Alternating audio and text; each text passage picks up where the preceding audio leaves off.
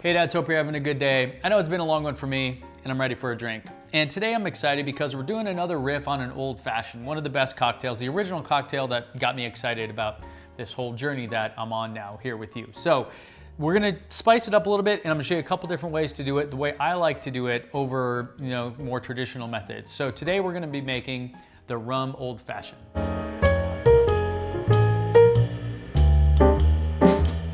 If you guys are new here, I'm Ben Solins, a cocktail dad, and I've been obsessed with making simple, easy, just beautiful cocktails for my friends and my family for the past 20 years or so.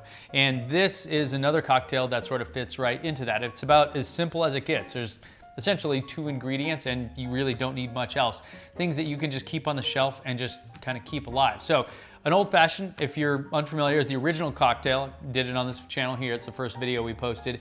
And it essentially is 2 ounces of a spirit, a 1/4 ounce, a 1/2 ounce of some kind of sweetener, and then some bitters. So this is my chilled lowball glass. So just keep these in the freezer. Really simple, nothing to it. Now, first, I'm actually gonna prepare this in a separate vessel. This is just a whatever little plastic tin. You can get a mixing glass, get all fancy with it.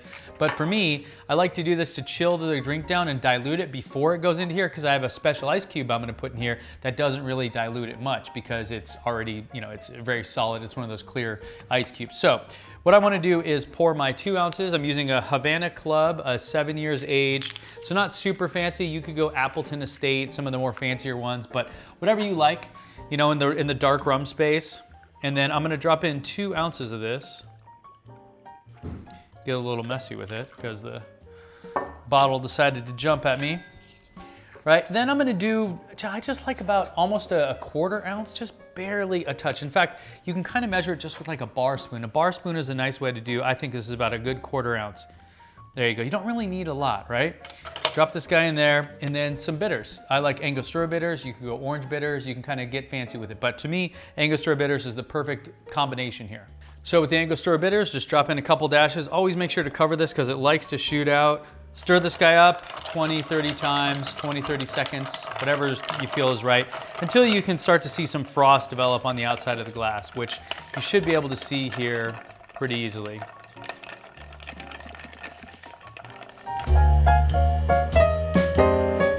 Okay, now for that fancy ice cube I promised you. Let me get this guy out of here. It's over here. Try to use my tongs so I'm not providing hand flavored ice. Now you can just see how absolutely crystal clear this is. This is one of those that you have to buy because it's impossible to make. Maybe I'll do a video on it down the road, but if you're making one for yourself at home, do whatever you want. Throw some regular ice in there, but if you have a box of these or a bag of these, definitely worth using because they do make the drink nicer and something about the aesthetics of it as well. Get my Hawthorne strainer, pour this guy over. The thing to note there is that it didn't crack the ice cube because that's really the key thing why we want to chill it before we dump it on here. Also, I've been letting that ice cube sit out for a while. It's called tempering. It sort of brings it a little bit warmer and then you can just tell because it's perfectly clear. It's not frosty at all. And then that way it's actually ready to receive the drink. I'm still gonna bring it down a little bit with dilution in here. Just stir it up a few more times. Make sure all the ingredients are nice and mixed well together. And then I'm gonna take an orange peel, and you can see I've already been doing this. An orange peel, and this is a cheese slicer that I got. It actually works really well, but you can use whatever kind of slicer you want. So I like a big, thick orange peel for this, not just for my garnish, but also to get those oils, because what you do is you take this guy and you squeeze it, and all the little oils here are gonna shoot all over the drink. So you can't really see it on camera that well. Drop that guy in, and you have here a rum old fashioned with a really awesome dark rum. I think this is a great drink on its own, but I'm also gonna show you another version after I taste this that doesn't require something like simple syrup that you have to make and refrigerate. So here we go, let's try it.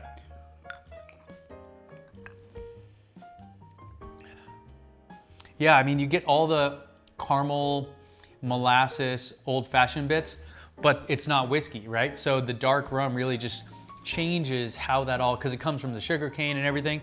Really, really interesting. The orange is actually a bit bright. I think I might tone down the orange next time. Let's see. Yeah, it's a great drink though. This is just another variation, another great way to do an old fashioned.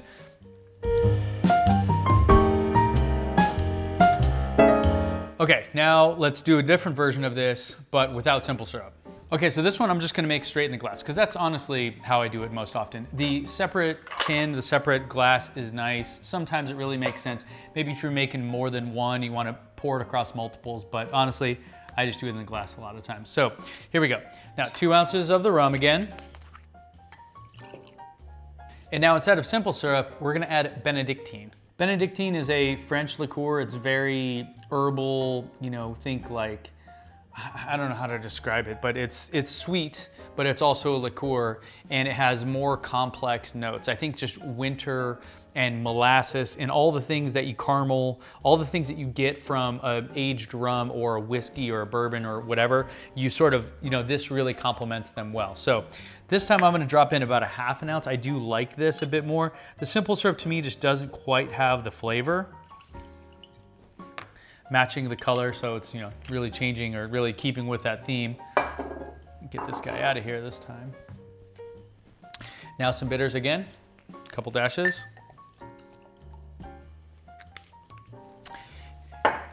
And now essentially we're done. I do need to chill the drink and dilute it. So because I didn't stir it in a separate vessel, I'm gonna stir it more in this.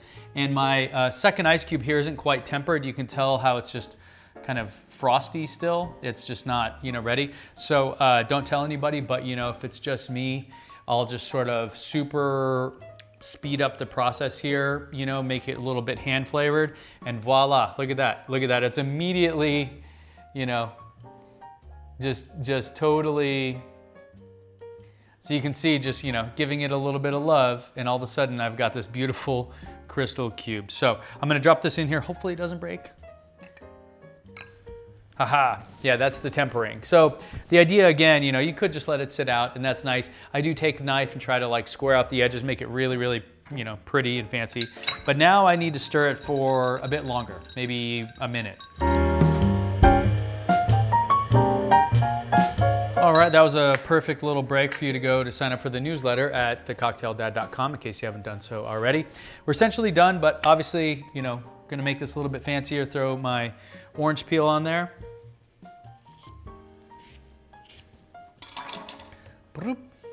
Express the orange over it, really get this thing going. And now I have something here that's kind of special, and I'm gonna do it just real quickly. This is an ice stamp, and the ice stamp goes onto it, and what it does is it puts the logo, whatever you put on there. So I'm gonna put these, maybe a little drop of these for you guys if you want to order one. I found a great supplier, so we can get these for relatively affordable. Sometimes you see these things upwards of like $150 or $200 for these plates. These aren't that. So you drop this guy in here, you let it sit just for a few seconds, and then you pull it off. And I have no idea how I'm gonna film this, but you get a logo on it. So you can see there's the nice logo on there, cielo, which means sky or heaven. Heaven in a glass, maybe, we'll call it that. Let me give it a quick taste test.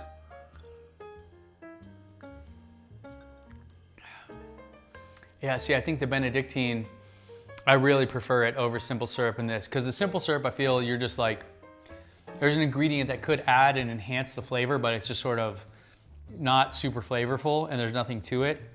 So I like to use something like Benedictine, or maybe like a brown sugar syrup, Demerara syrup, if you look it up, that's what they usually call it. Basically like brown sugar that's unrefined, and you just make a simple syrup with that instead of white granulated sugar. So I think the caramel notes, that it's just rich and beautiful and all that. Now, to me, the flavor profile here screams of some of the best flavors I like in coffee. So how can we add coffee to this? Well, to learn how to make that drink, you're gonna have to go check it out over here in this video. And if that video is not out yet, make sure to subscribe, get on the newsletter over at thecocktaildad.com. And until then, cheers, dads. I'll see you back here next time.